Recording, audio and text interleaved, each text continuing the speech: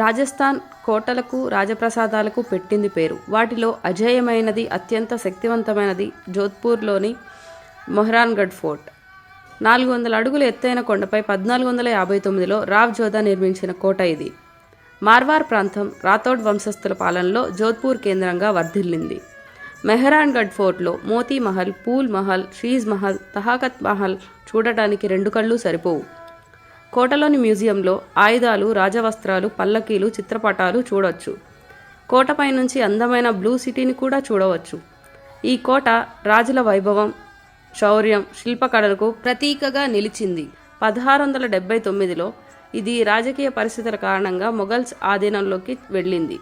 అయితే ఇది ఎక్కువ కాలం కొనసాగలేదు. 1707లో ఔరంగజేబ్ మరణించిన తర్వాత మహారాజా అదిత్ సింగ్ మెహ్రాన్గఢ్ను తిరిగి స్వాధీనం చేసుకున్నాడు.